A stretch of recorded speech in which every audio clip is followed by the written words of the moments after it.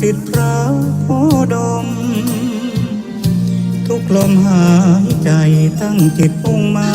ยนำพาญาติโยมทานศีลภาวนาสร้างสมตามรอยพระบรมโพธิสมภา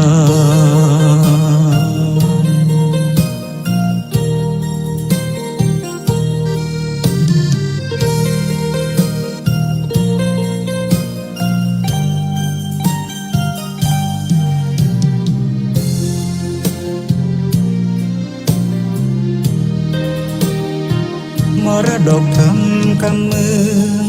ร้อยเรียงสำเนียงภาษาสืบสานตำนาล้านนาอันทรงคุณค่ามิให้เสื่อมสูญภูมิธรรมเก่าก่อนคติคำสอนอานิสงส์ผลบุญสติปัญญาเพิ่มพูนช่วยหนุนบุญญาญาติโยพระครูสังวรศิลางที่รักมั่นคงแน่นหนักในฐานะศิษย์พระโคดมทุกลมหายใจตั้งจิตมุ่งหมายนำพาญาติโยมทานศีลภาวนาสร้างสมตามรอยพระบรมโพ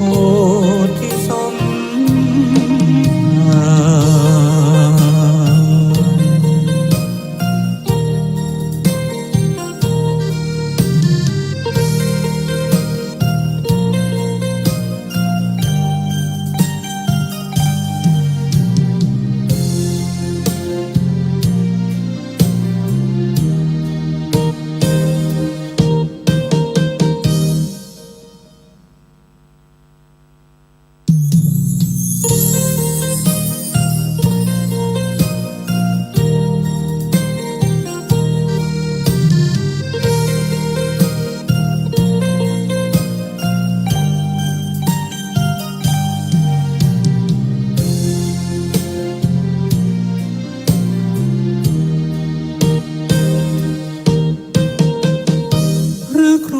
สังวรศิลางที่รักญาติโยมรู้จักเจ้าสำนักแห่งวัดสายมูตำบลแม่กะสันป่าตองถิ่นเนื้อนาบุญญาติธรรมเชียงใหม่ลำพูนมวลคลื่นชื่นชมรายการฝากทำกำเมืองให้เลืองลือไกลนำสุขมาให้กายใจแจ่มใสชื่นบานทางขึ้นสีขาวเพื่อชาวประชาถึงชายคาบ้านวิทยุมือถือสื่อสารเชื่อมสัญญาณจากวัดสายมูลมรดกธรรมกำเมืองร้อยเรียงสำเนียงภาษาสืบสานตำนาล้านนาอันทรงคุณค่ามิให้เสื่อมสูญภูมิธรรมเก่าก่อนคติคำสอนอานิสงส์ผลบุญสติปัญญาเพิ่มพูนช่วยหนุนบุญญาญาติโยพระครูสังวรศิลางที่รักมั่นคงแน่นหนักในฐานะศิษย์พระโคดมทุกลมหายใจตั้งจิตมุ่งหมายนำพาญาติโยมทานศีลภาวนาสร้างสมตามรอยพระบรมโพธิสมภ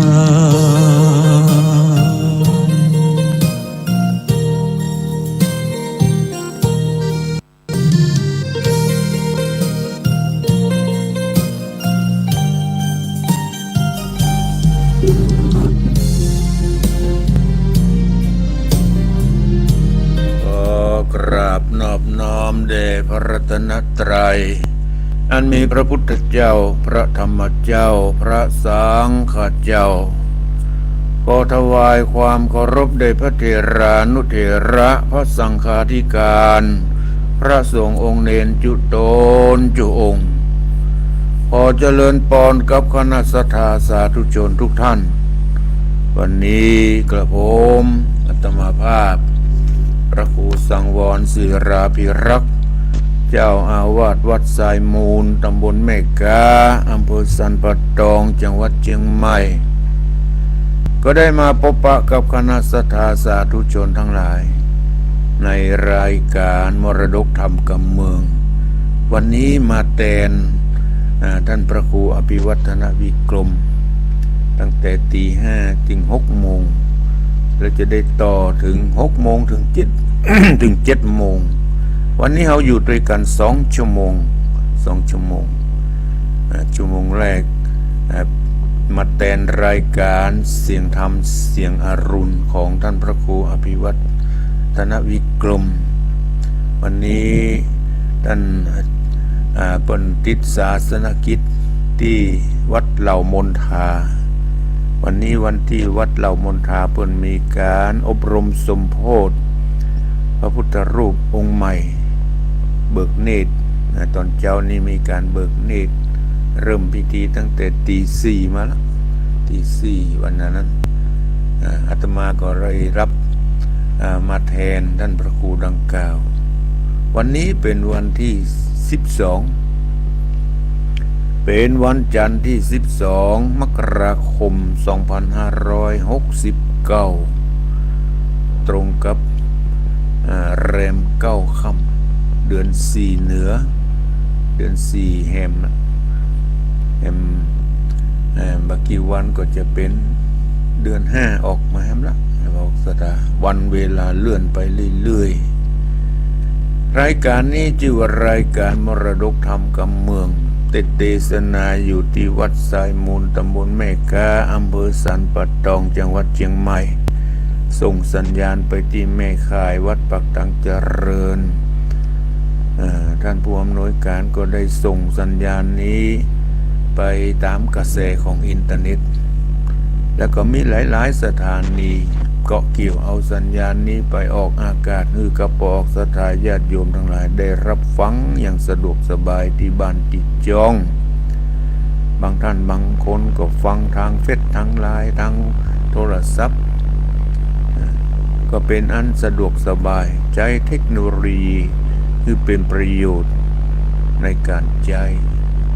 ต้องขอบคุณอนุโมทนาต่อเจ้าของสถานีวิทยุทุกที่ทุกแห่งที่ใดก็เกี่ยวเอาสัญญาณนี้ไปออกอากาศบริการฮือกับปอกสถาญาติโยมทั้งหลายได้รับฟังอย่างสะดวกสบาย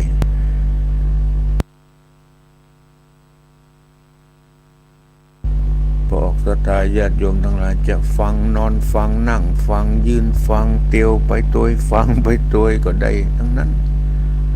ตามอิริยาบถที่สะดวกสบายบางคนบางท่านยังมาลุกเตื้อยังหนาวอยู่นอนห่มผ้าไปตัวฟังไปตัวก็ถือว่าเป็นบุญเป็นกุศลที่มีจิตใจจดจ่อในพระธรรมคำสอนของพระสัมมาสัมพุทธเจ้าเปิดเมื่อที่เสียเวลาที่ได้ผ่านไปคือมันเป็นประโยชน์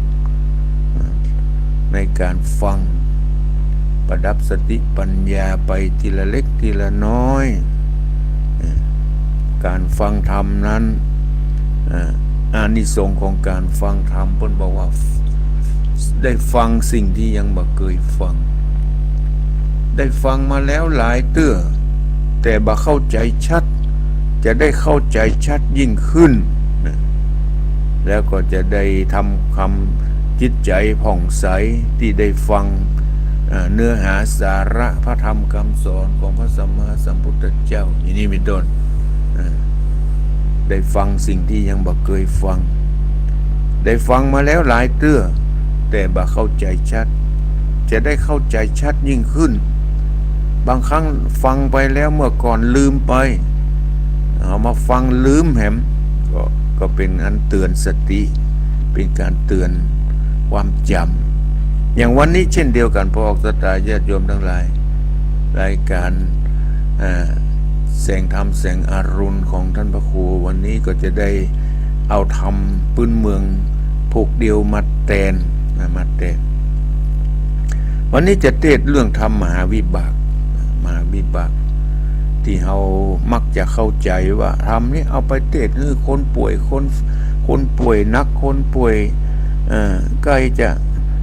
ถอดจิตถอดใจมาใจการฟังธรรมนั้นจะฟังธรรมอะไรยังก็ได้พอออกสตาญาติโยมทั้งหลายคือแก่ผู้ป่วยผู้ที่จะถอดจิตถอดใจฟังธรรมคำสอนของพระสัมมาสัมพุทธเจ้าฟังธรรมอะไรยังก็ได้มันจะไปเจาะจงว่าธรรมมหาวิบากทำทุกเรื่องเป็นคำสอนเพื่อให้เป็นอารมณ์แก่ผู้ที่จะถอดจิตพอทวนที่จะจากโลกนี้ไปเท่านั้นเองบางท่านบางคนเพิ่นก็เปิดเทปบรรยายเปิดเทปธรรมะคือเป็นอารมณ์แก่ผู้ที่จะจากไปคือเป็นจิตใจจดจ่อไปในธรรมะคำสอนจะไปเข้าใจว่าคนที่จะตายเนี่ยเอาธรรมหาวิบากประเทศมันใจเข้าใจผิดจะเทศธรรมยังก็ได้เพื่อเป็นอารมณ์ประเทศก็ได้เอาเปิดเทปเปิดวิทยุในการของพระคุณเจ้าที่เพิ่นออกรายการธรรมะอะไรยังก็ได้แต่อยู่ในความสงบอย่าได้ส่งเสียงดังอย่าไปเสียงร้องห่มร้องไห้นี่บดีการที่จะมาเฝ้าคนป่วยหนักดังนั้นจึงทำความเข้าใจว่าธรรมมหาวิบากเป็นเรื่องหนึ่งที่เราควรจะนำมาเป็นข้อเตือนสติเมื่อกี้ก็ได้ยินท่านพระมหาสมชาติก็ได้เทศมหาวิบากเหมือนกันนะแต่คนละผูกนะบอกสตายญาติโยมทั้งหลายมหาวิบากเหมือนกันแต่คนละเรื่องที่ท่านมหาสมชาติได้เทศไปเมื่อกี้นี้เป็นธรรมที่เป็นธรรมสอนแต่งขึ้นมาใหม่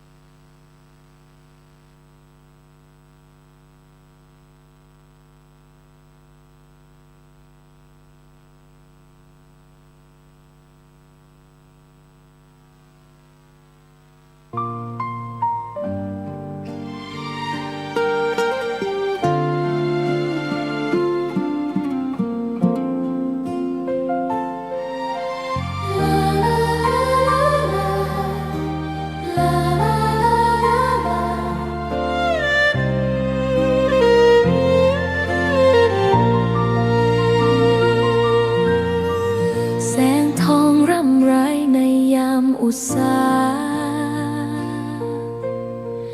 ยังเห็นพระเมตตาอยู่ทุกแห่งหนน้ำพระทัยฉโลมใจคนทั่วพื้นแผ่นดินยังอบอุ่นรอยยิ้มพระพักตร์ยังส่องแสง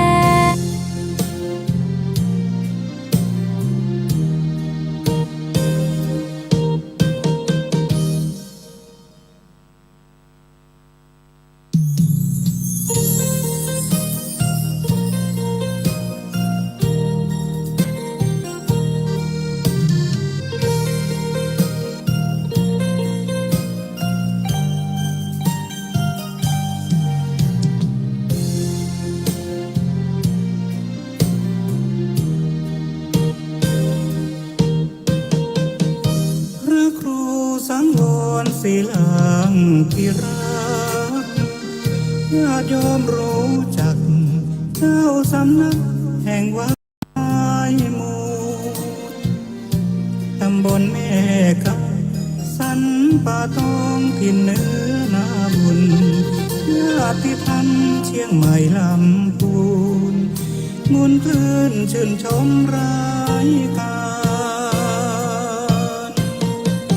ฝากทำกำเมืองให้เลืองลือไกลนำสุขมาให้กายใจแจ่มใสชื่นบานทางขึ้นสีขาวเพื่อชาวประชาถึงชายคาบ้านวิทยุมือถือสื่อสารเชื่อมสัญญาณจากวัดสายมูล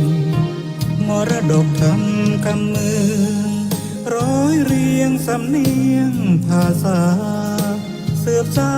นตำนาล้านนาอันทรงคุณค่ามิให้เสื่อมสูญภูมิธรรมเก่าก่อนคติคำสอนอานิสงส์ผลบุญสติปัญญาเพิ่มพูนช่วยหนุนบุญญาญาติโยมพระครูสังวรศิลางที่รักมั่นคงแน่นหนักในฐานะศิษย์พระโพดมทุกลมหายใจ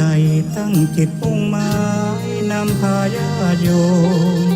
ทานศีลภาวนาสร้างสม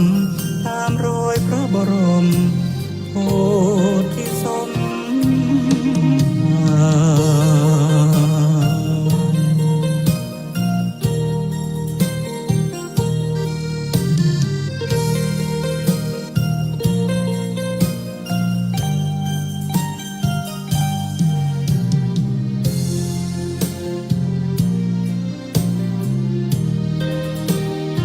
รมรดกทำกำเมืองร้อยเรียงสำเนียงภาษาสืบสานตำนาล้านนาอันทรงคุณค่ามิให้เสื่อมสูญภูมิธรรมเก่าก่อนคติคำสอนอานิสงส์ผลบุญสติปัญญาเพิ่มพูนช่วยหนุนบุญญาญาติโย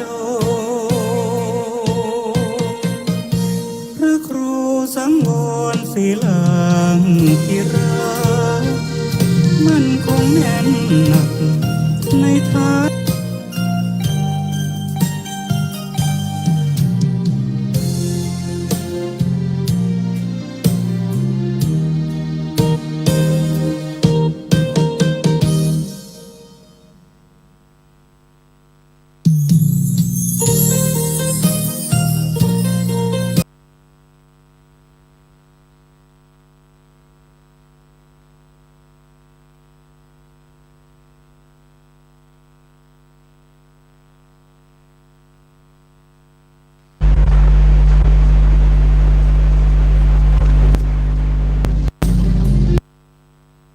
คงไป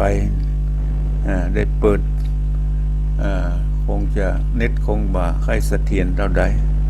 เริ่มต้นใหม่นะ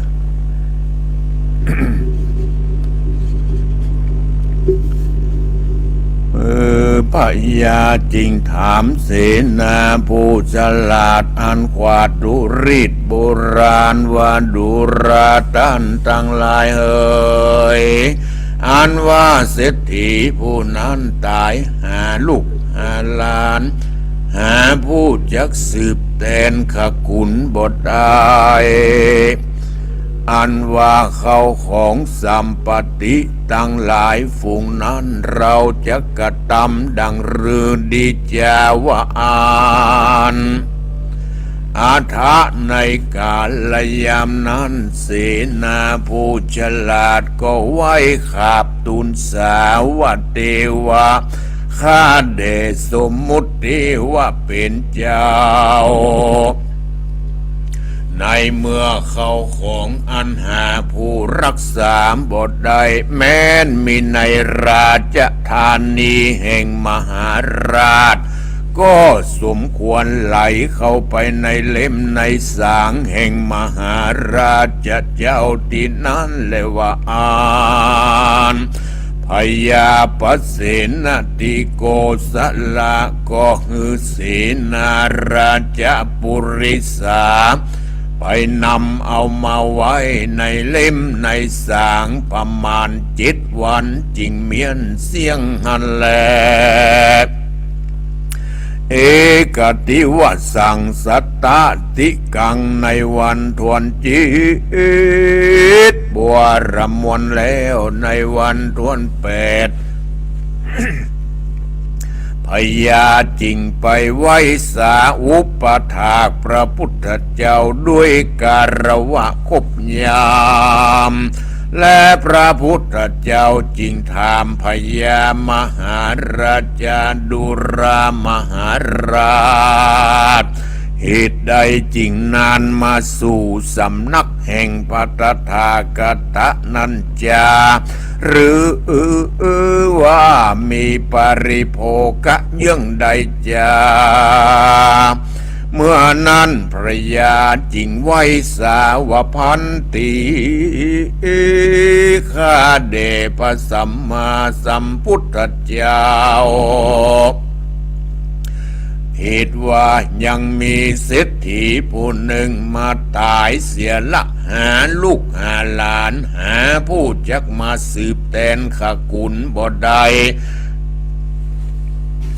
และผู้ค้าจริงได้ไปขุนเอาทรัพย์สมบัติมาไว้ในเล่มในสางได้7 วันกันบัวรมวนแล้วผู้ค้าจริงมาอุปถากไว้สาสัพปัญญูพระพุทธเจ้าบัดนี้และนาพญาไว้สาดังนี้แล้วก็ลวดตูนถามว่าปันติข้าเดชพระสัมมาสัมพุทธเจ้าอันว่าเศรษฐีผู้นี้มีเข้าของสัมปติก็มากนักมียศมีปริวารก็มากนักแต่ดิเลเหตุใดจริงหาลูกหาหลานบ่ได้แม้นมีเข้าของสัมปติก็มากก็บ่อาจจักบริโภคได้อันจะประการหนึ่งยามเมื่อมันจะกินข้าวน้ำโภชนะอาหารคนใจก็ตกแต่งยังเข้าป่าอาหารโภชนะอันประณีตดีงามใส่ถลายคำมาตั้งไว้2 หน้าดังอ่านเศรษฐีคนนั้นก็ป้อยกล่าวว่าสู่ทั้งหลายมาแต่งของกินอันดีอันงามมีสภาวะอันฮือกูกินนิจาวะอันแล้วเศรษฐีก็ด่าคนใจจำมือเอาหนีไปเสียหันแลกาละเมื่อมันจะกินข้าวดังอันมันก็ฮื้อนางเศรษฐีผู้เป็นเมียต้มข้าวหัวเปลี่ยนกินกับน้ำอาจต้มกระดูกอันจืดอันจางกินไปจุกวันจุกคาบก็มีแลถือเมื่อมันจะไปที่ใดคนตั้งหลายก็นำเอาสีวิกายคำคือราชรถอันดีอันงามมาฮื้อขี่ดังอันเศรษฐีผู้นั้นก็เกียจแล้วด่าคนตั้งหลายเศรษฐีก็นุ่งแต่ผ้าป่านผ้าปอแล้วขี่เกวียนอันลุกอันเก่าอันคล่ำแล้วก็เต้าปิดบังไปด้วยใบหญ้าใบเฟกใบคาเป็นร่มไปก็มิแลพันติภควาข้าเดชสัพปัญญูพระพุทธเจ้า ส่วนสิทธิผู้นั้นแม้นมันมีเข้าของหลายมากนักมันก็บ่อาจจะกินจากบริโภคได้ฉันนานเพราะวิบากกรรมยังได้จะขอพระสัมมาสัมพุทธเจ้าจุงติดเทศนายังปุปปกรรมวิบากแห่งเศรษฐีผู้นั้นมาหือแจ้งแก่ผู้ค้าทั้งหลายเด็ดเตอ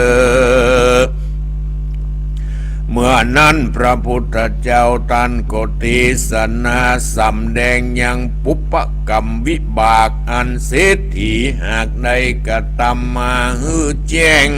พระจิงแสงเทศนาว่ามหาราชาเศรษฐีกหปฏิตกะสิกขีปัจเจกสัมมาสัมพุทโธปันติปาติปาติยาเทสิดุรามหาราชอันว่าเศรษฐีผู้นั้นในกาละเมื่อก่อนมันได้เป็นกระตุมปีกผู้หนึ่งก็อยู่ในเมืองปารณสีและยังมีวันหนึ่งมันหันพระปัจเจกพุทธเจ้าตนชื่อว่าตัคคะสิกขีเข้ามาปิณฑบาตมันก็ได้ออกปากเอื้อนร้องกล่าวแก่คนตั้งหลายว่าดูราเปื่อนบ้านเราตั้งหลายยังมีสลมตนหนึ่งมาปิณฑบาตสู่ตั้งหลายจุงโอกาสกระทำบุญฮือตานเตวะอานเมื่อมันกำส่วนตัวมันก็กำผ้าคำขวานออกไปสู่ป่าหันและกระตุมปีกผู้นั้นมันหาศรัทธาบ่ได้ส่วนเมียแห่งมันนั้นก็มีใจจมจื่นยินดีมากนักก็คันนิ่งในใจว่าพระเจกจะเจ้ามาแล้วว่าอ่านกรรมอันนี้กูก็บ่เคยได้ยินสักเตื้อกูก็ผาธนาไข้ฮือตานและไข้ไว้สาสาการะปูจาตุกเมื่อแต่ดินเลการว่านางขันนิ่งใจจันนี้แล้วนางก็เอาเข้าน้ำโภชนะอาหารมาใส่บาตรพระปัจเจกพุทธเจ้าตนนั้นหันแลตัดสมิงคันเนในขณะนั้นกะตุมปีกผู้นั้นไปสู่ป่าแล้วก็เดินกลับมาก็มาหันใส่เมียมันตุกแต่งข้าวน้ำโภชนะอาหารมาใส่บาตรพระปัจเจกพุทธเจ้าตนนั้นดังอ่านมันก็กล่าวว่าเจ้าสลมเจ้าอย่างใดเข้าป่าอาหารสักเล็กสักน้อยอันจะว่าอันแล้วมันก็ไปไข่ดูบาทพระปัจเจกพุทธเจ้ามันก็หันเข้าปิณฑบาตอันเมียมันหากเอามาฮือตานฉันนานมันก็บังเกิดความกินเหน่งเสียใจว่าอันว่าเข้าน้ำโภชนะอาหารอันหันมาปานฉันนี้ดังว่ากูกินเสียก็จะปีนประโยชนะอิ่มต้องแก่กูแทนดินเลแม้นว่าฮือแก่คนกระทำการกูกินเสียก็จะปีนประโยชนะอิ่มต้องแทนดินเลบัดนี้เอามาเอาป่อยเอามาฮือแก่สลมตนนี้กินเสียแล้วกินแล้วนอนหลับอยู่บ่ได้อันว่าเข้าอาหารแห่งกูก็จักเสียหายหาประโยชนะใดๆก็บ่ได้กะตุมปีกผู้นั้นมันก็มีความกินแหน่งใจเสียดายทรัพย์เสียดายอันเข้าป่าอาหารชนนี้ประการหนึ่งนายกะตุมปีกผู้นี้ มันก็ได้ฆ่าลูกพี่อ้ายแห่งมันในกาละเมื่อก่อนคือว่าได้ข้าหลานกระตุมปีกผู้นี้มันก็มีพี่อ้ายอยู่ผู้หนึ่งก็อยู่กินกับด้วยกันหันแลเมื่อปลายลุนกระตุมปีกผู้ปีนั้นมันก็มาเล็งหันในอนิจจภาวะในกรวาดยาวเรือนว่าเป็นดีตุกปุ่นดินนายมากนักมันก็มาสละเข้าของเงินทองปงปันแก่กระตุมปีกผู้น้องแล้วสวมมาตัวมันก็หนีไปบวชเป็นฤาษีอยู่ในป่าหิมพานต์ก็มิหันเลนนาส่วนกระตุมปีกผู้น้องก็อยู่กระทำการคารวาสยาวเรือนแตนพี่อ้ายแห่งตนก็มีแลอยู่มาบ่นานเท่าใดกระตุมปีกน้อยลูกพี่อ้ายก็เดินแอวไปในขวงบานแล้วก็กล่าวว่าดังนี้อันนี้ก็เป็นของพ่อข้าเกวียนเล่มนี้ก็เป็นของพ่อข้าว่าอันแลส่วนว่ากระตุมปีกผู้อานั้นมันได้ยินกุมารน้อยกล่าวฉะนั้นมันก็คันนิ่งใจว่ากุมารน้อยผู้นี้มันยังหนุ่มยังน้อยแต่ดีหลีมันป้อยมากล่าวกรรมชันนี้แม้นว่ามันใหญ่ขึ้นมาแล้วมันจะเยะดังลือจาแม้นว่าวัตถุเข้าของทั้งหลายฝูงนี้มันก็จักเอาเสียบ่อั้นมันก็จักฮื้อตั้นผู้อื่นเสียบ่อยากจะแลกาตุมปีกผู้อานึกในใจฉันนี้แล้วอยู่มาวันหนึ่งมันก็หาอุบายเอากุมารน้อยนั่นผู้นั้นไปสู่ในป่าแล้วก็บิดคอกุมารฮื้อตายแล้วก็ตอดละเสียในป่าที่นั้นนั่นแหละอันนี้ก็เป็นปุพกรรมวิบากแห่งเศรษฐีในกาลและเมื่อก่อนนั้นนาศรัทธาสัพพัญญูพระพุทธเจ้ากันนำเอาปุพกรรมวิบากแห่งเศรษฐีมาเทศนาเท่านั้นแล้วท่านก็เทศนาแก่มหาราชาแม้นว่าวัตถุเข้าของทั้งหลายฝูงนี้มันก็จักเอาเสียบ่อันก็จักฮือตันผู้อื่นอันนี้ก็เป็นปุพกรรมแห่งเศรษฐีในกาลนั้นแลศรัทธาสัพพัญญูพระพุทธเจ้าเทศนามหาราชาดุรามหาราชอันว่าเศรษฐีผู้นั้นเมื่อก่อนมันได้เป็นกระตุมปีกผู้หนึ่งมันได้ร้องเอื้นเป่าฮือแก่คนทั้งหลายมาใส่บาตรแก่พระปัจเจกพุทธเจ้าเท่านั้นแหละด้วยเตจาบุญกุศลนาที่มันได้ทำมันก่อนจุติตายก็ได้ไปเกิดในเทวโลก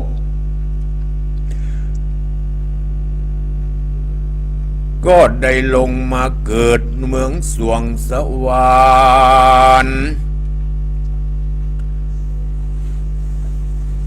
ก็ได้เป็นมหาเศรษฐีก็แล้วมีเข้าของมากนักมันก็บ่อาจจะกินจักบ่ระพกได้แม้นว่าข้าวน้ำโภชนะอาหารอันประณีต ผ้าผ่อนตอนสบายยั่วยานสีวิกายคำก็ดีและปัญจกามคุณอันเป็นโอราริกะมันก็บ่อาจจะกินจักบ่ระพกได้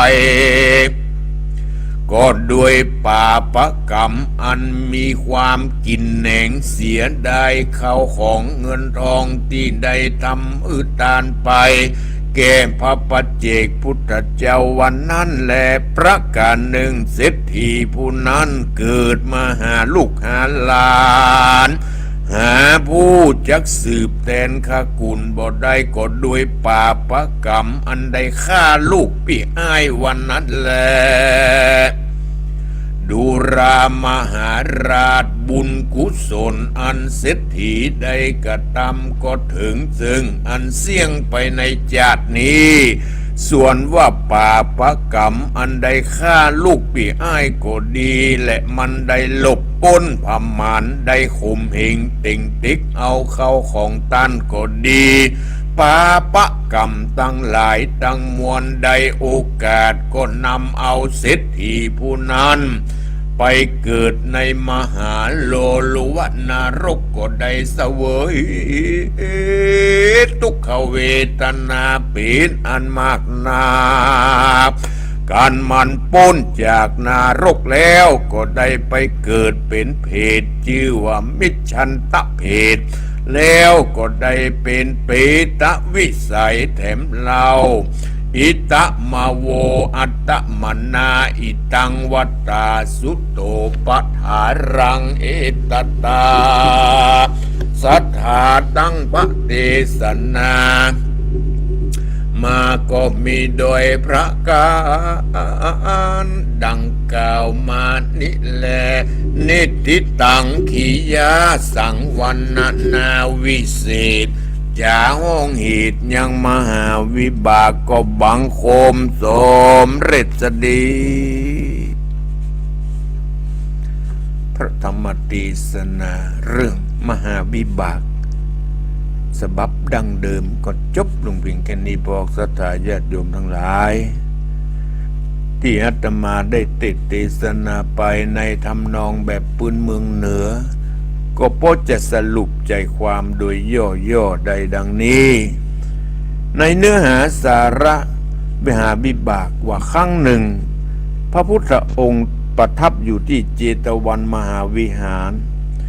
พระพุทธองค์เทศนายังปุปกรรมของเศรษฐีผู้หนึ่งคือแก่พระภิกษุสงฆ์ทั้งหลายตลอดถึงอุบาสกอุบาสิกาทั้งหลายได้ฟังว่ายังมีเมืองสาวัตถีมีเศรษฐีคนหนึ่งมีทรัพย์สมบัติถึง80 โกฏ80 โกฏถ้าเรานับตามคำนวณตามมาตราก็ถึง800 ล้าน800 ล้าน10 ล้านเป็นโกฏ10 ล้านเป็นโกฏ80 โกฏก็800 ล้านโอ้เศรษฐีคนนี้มีเงินมีทองนักหนาปาป้านแต่เป็นคนขี้จิเป็นคนเพิ่นเอาอย่างมาฮื้อกินดีๆนะมันก็กินบ่ได้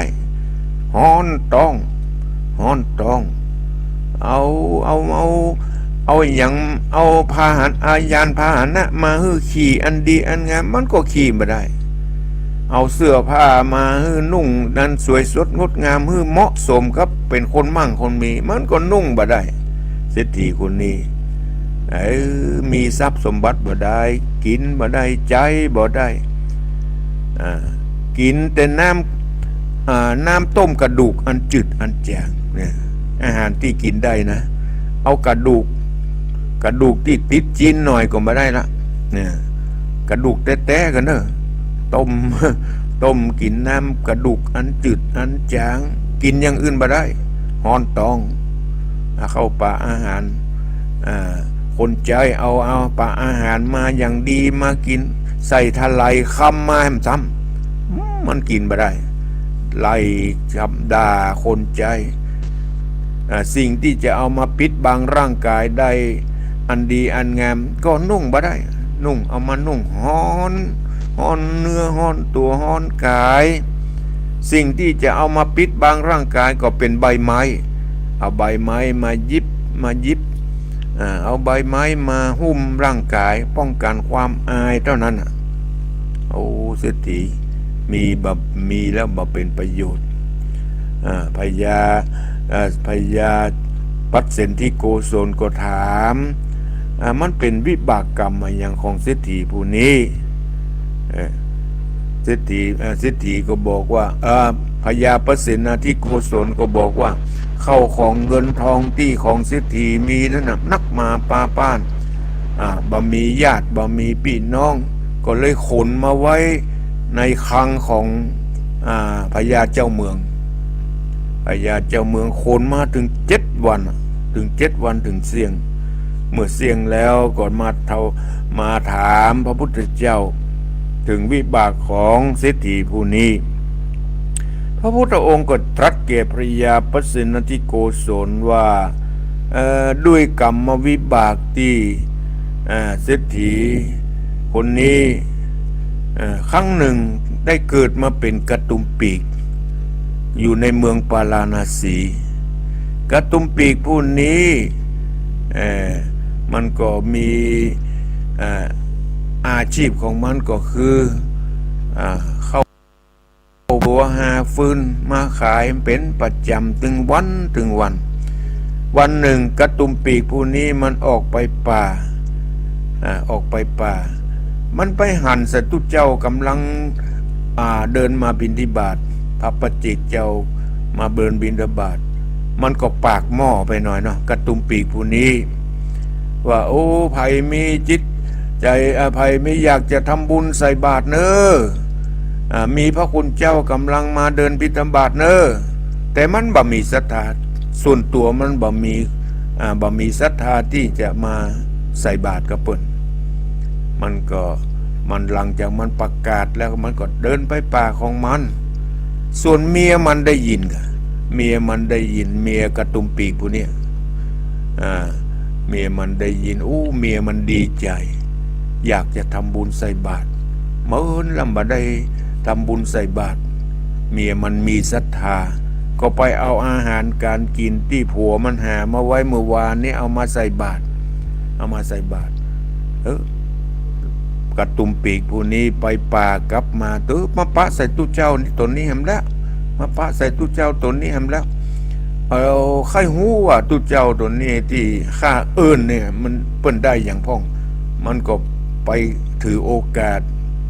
วิสาสะไปเปิดดูบาทพระปัจเจกพุทธเจ้ามันหั่นใส่อาหารมันจำได้ว่าอันนี้มันเป็นของที่ข้าหามาไว้เมื่อวานนี่นะเมียข้าต้องเอามาใส่บาตรแน่มันเสียใจกินแหนงใจเสียดายทรัพย์เสียดายเข้าของที่เมียมันเอามาฮื้อตานเอามาฮื้อแก่พระภิกษุกินแล้วก็นอนรับให้มาได้ก้าบำมีประโยชน์เอาไปฮื้อแก่คนกินแล้วทำการทำงานคงจะเป็นประโยชน์กว่าก้า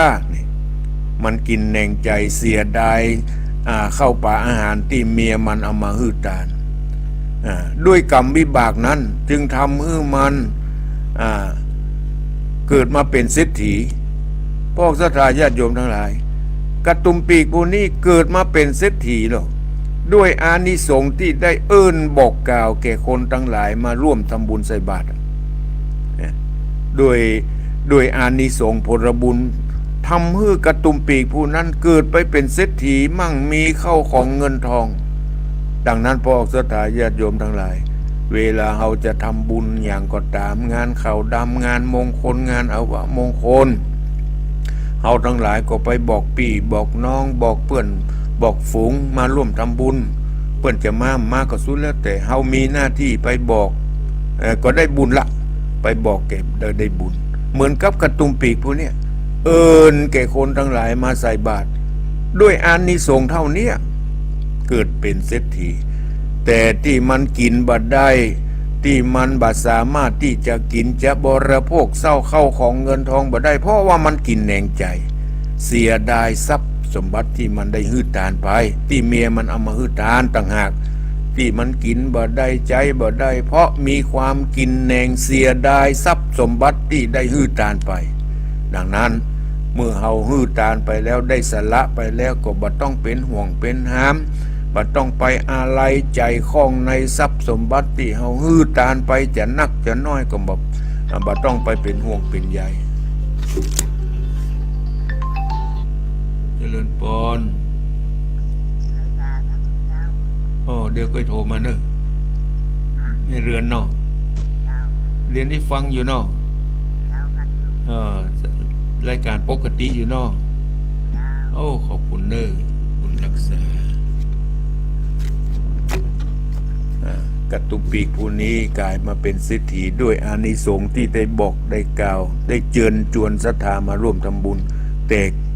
จิตใจกินแหนงเสียดายเข้าของเงินทองที่เสียไป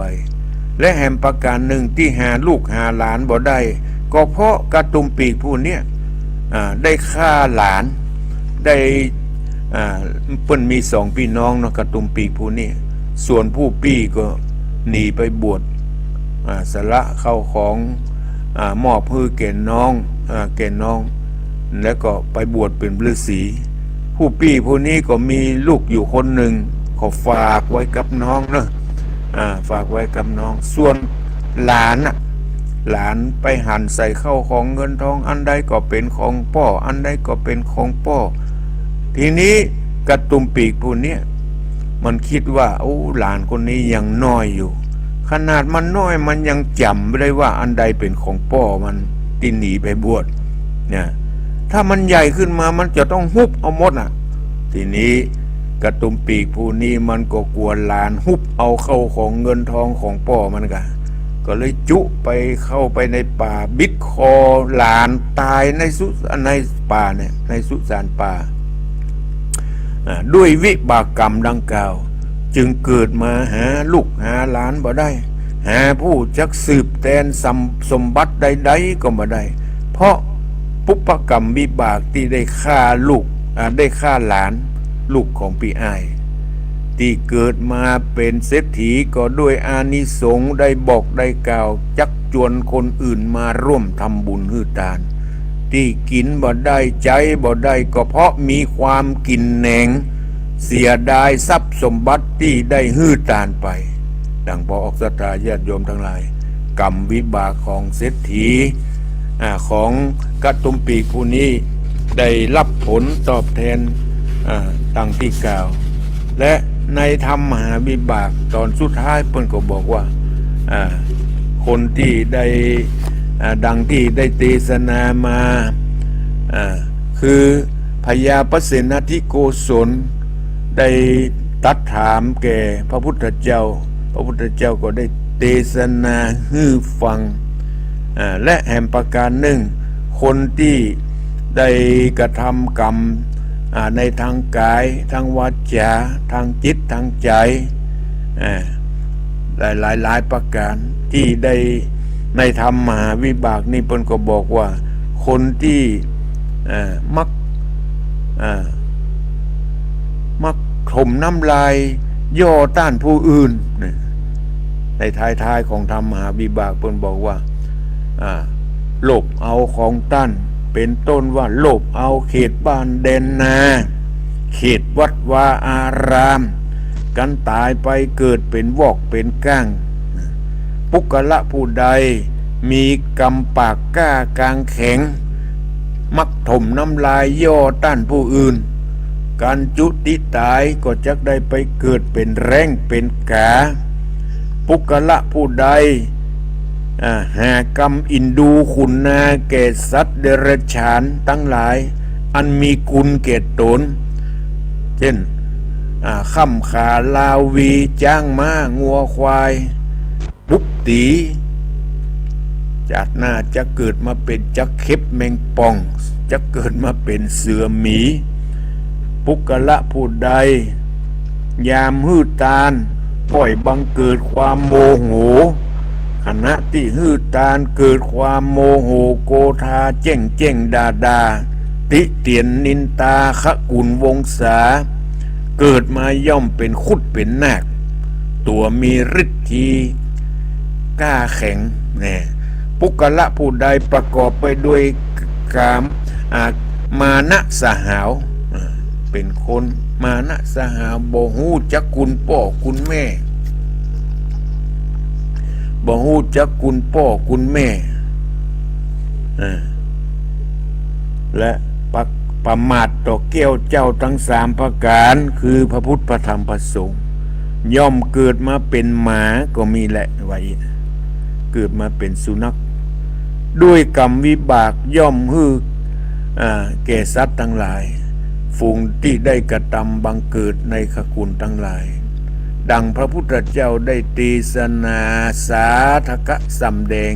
ตามบทบาทบาลีในพระธรรมเทศนามหาวิบากก็ได้อวสานลงเพียงแค่นี้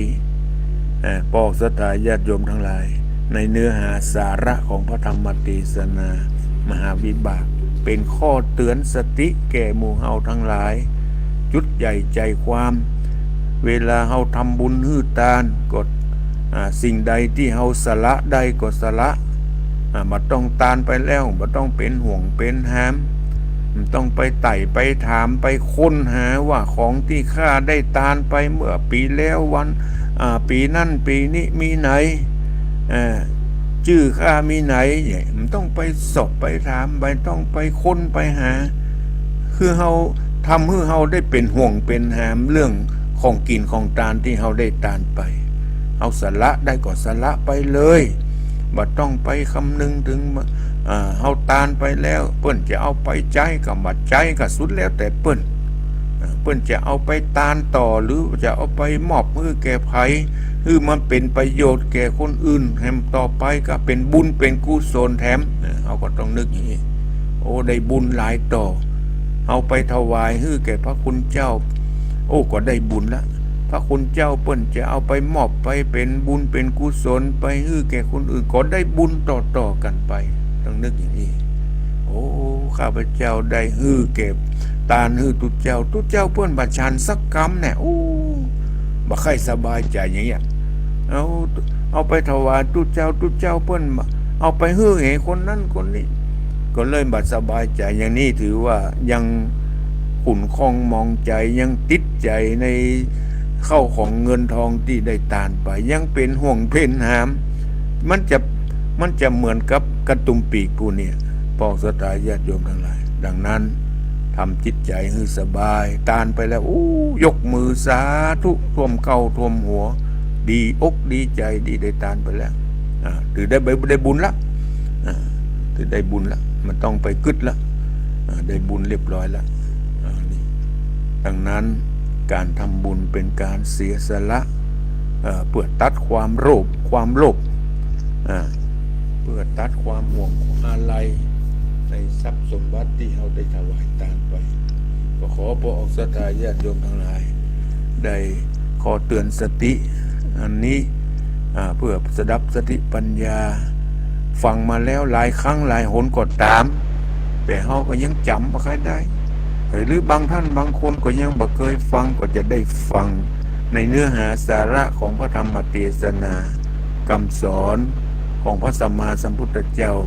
เป็นชักเอามาจากพระไตรปิฎกแล้วเอามาเขียนเป็นธรรมเพื่อเป็นข้อเตือนสติแก่พระศรัทธาญาติโยมทั้งหลายเอาละพระศรัทธาญาติโยมทั้งหลายเวลาที่เหลือเล็กน้อยนี้ใครจะโทรมามาจะแจ้งผลการรับฟังในช่วงแรก5 โมงถึง 6 โมงซึ่งปกติเป็นรายการเสียงธรรมเสียงอรุณในวันนี้มาแทนท่านพระครูอภิวัฒนวิกรมดังกล่าวข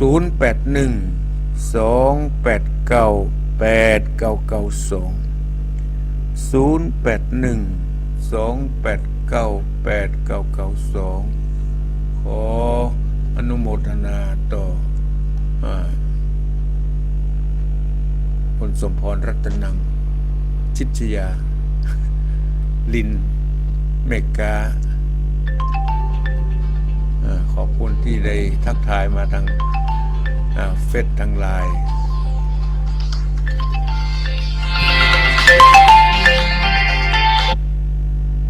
เจริญปอนเจ้ากับภาษาเจ้ากันพระครูนี่คำนวณเนาะเจ้าเขียนคำนวณ7 ซ้อนฟังชัดเจนดีเนาะเจ้าชัดเจนดีเจ้า1 ฟังกับ1เข้าใจเนาะเข้าใจเป็นเล็กแต่น้อยเจ้ามันน่ะฟังหลายเตื้อก็ได้ยิ่งทำเพื่อเกิดความเข้าใจนักขึ้นเนาะเจ้าขอบคุณเจ้ากับสาธุเจ้าคำนวณ7 ซ้อนบาน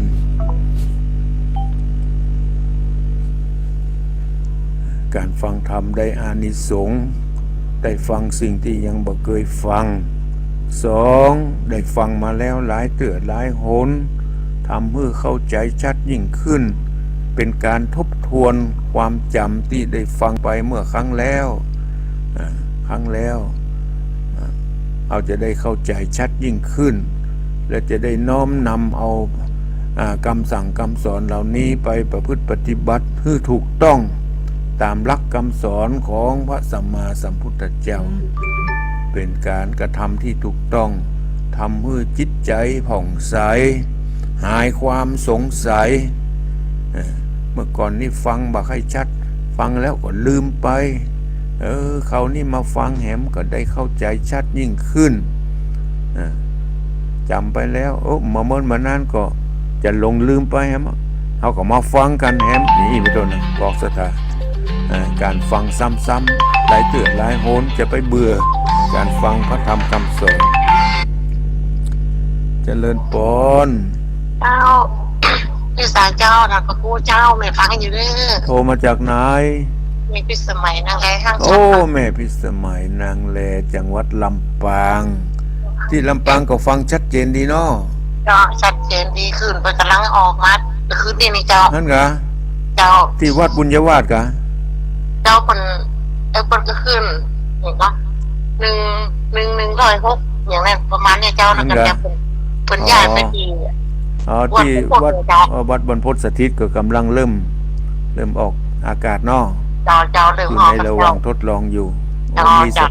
สถานีแห่งสถานีหนึ่งเนาะ เจ้ายังเนี่ยขนาดนี้หนึ่งโอ้ดีใจเด้อได้ยินน่ะ อังกา เจ้า ดีละมีทางเลือกหลายที่ เจ้า ขอบคุณแม่พิสมัยเนอร์ เจ้าดูแลสุขภาพไปเนิ่น เช่น แล้ เดียว ว กันเชียวเดียนกัน เจ้าสาธุสาธุเจ้า ละบอกศรัทธาญาติโยมทั้งหลาย ช่วง5 โมงถึง 6 โมงวันนี้ก็ได้หมดเวลาลงก่อยมาปะกัน6 โมงถึง 7 โมงแห่มครั้งหนึ่งตรงนี้ขอพักก่อนเนอะอายุวันโนสุขังพลัง